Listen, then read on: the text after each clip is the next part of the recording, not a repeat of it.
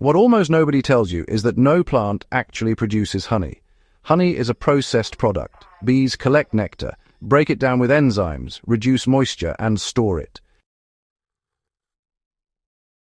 So, when you hear about a plant that makes honey, it's either hype, confusion, or, honestly, something much more interesting: plants that produce extremely high sugar compounds that can replace honey in practical use. And there's one category of plants that does this so effectively that a single mature bush can actually outperform multiple hives in terms of usable sweetness per square meter. The plant most people are unknowingly referring to here is stevia, but not the weak commercial versions.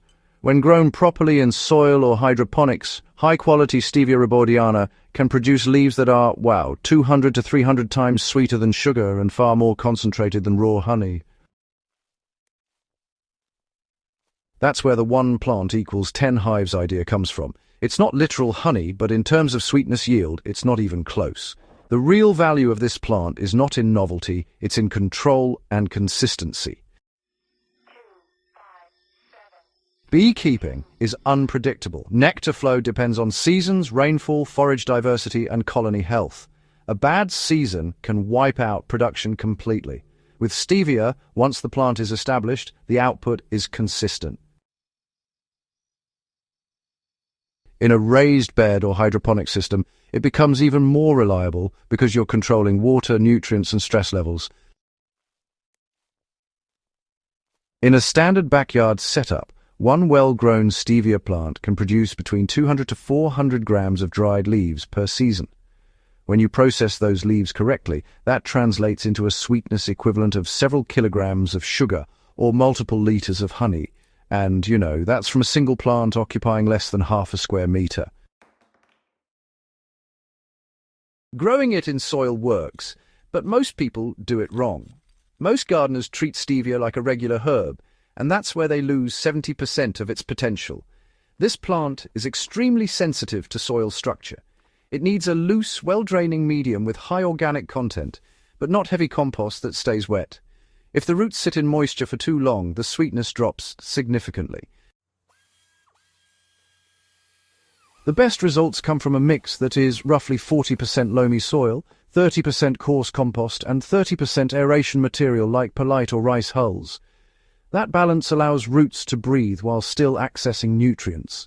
In a raised bed, spacing should be around 30 centimeters between plants.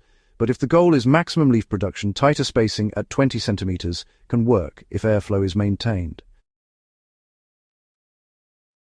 Watering is where precision matters. Stevia prefers consistent moisture, but, really hates saturation. The soil should dry slightly between watering cycles.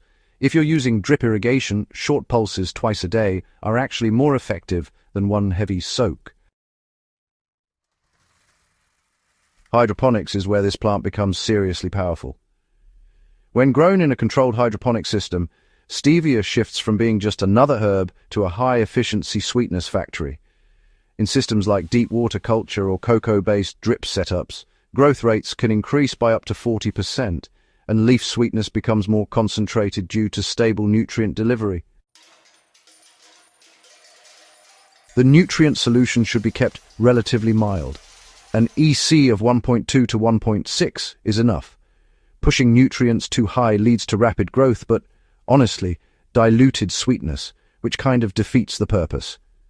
Nitrogen should be moderate, with a slight increase in potassium during the later growth stages to support sugar compound development. pH should stay between 5.8 and 6.2.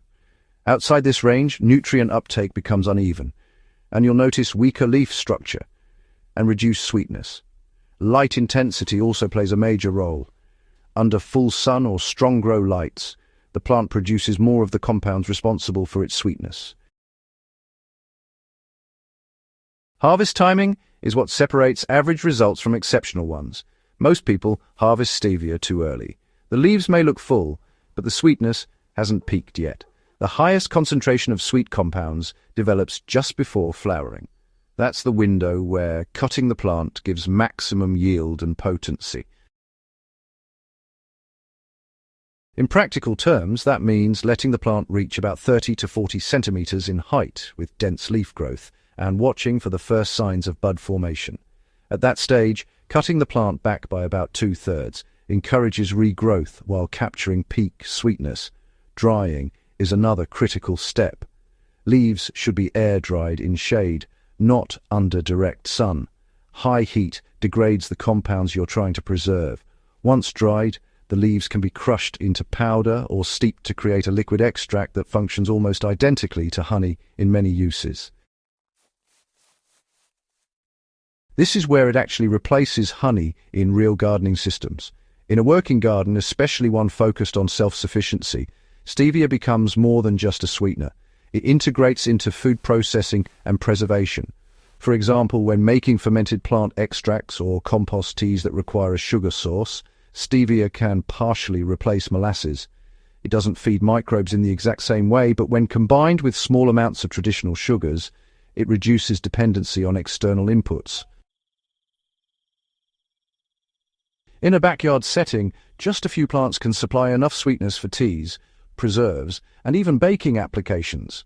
And in hydroponic systems, especially for growers producing herbs and leafy greens, stevia becomes a high-value addition that requires minimal extra space, but delivers a completely different type of output. There's a reason this isn't widely promoted in mainstream agriculture. The system is built around scalable, transportable products. Honey fits that model. It can be bottled, branded, and sold globally. Fresh or dried stevia leaves don't fit as easily into that supply chain, especially when grown at home. The plant loses potency over time if not processed correctly, and the flavor profile varies depending on growing conditions. There's also the issue of control. Once someone understands how to grow and process their own high-intensity sweetener, they stop relying on commercial sugar and honey products. That shift doesn't align with large-scale production systems, but from a grower's perspective, especially someone already producing food, this is exactly the kind of plant that makes sense. It adds a new layer of self-sufficiency without requiring significant additional resources. It's not perfect, and it shouldn't be treated like a direct honey substitute in every case. Stevia has a different flavor profile. There's a slight bitterness if overused, especially in raw leaf form. That's why processing matters. A simple water extraction where dried leaves are steeped and then reduced slightly creates a much smoother liquid that works better in most applications.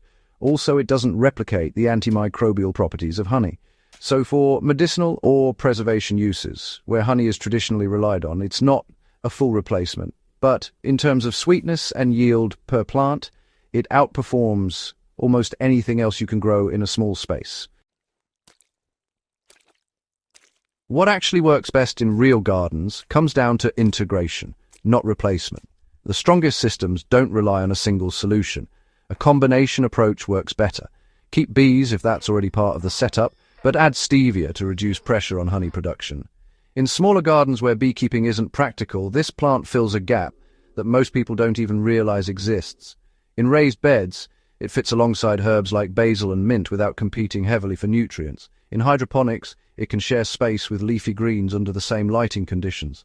That flexibility makes it one of the easiest high-value plants to integrate into an existing system.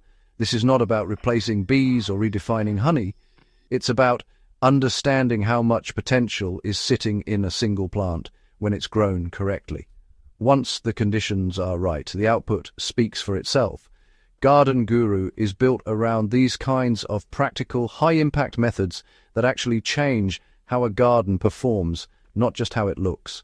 If this kind of knowledge is useful, subscribe and share the video so more growers can start getting real results from the space they already have.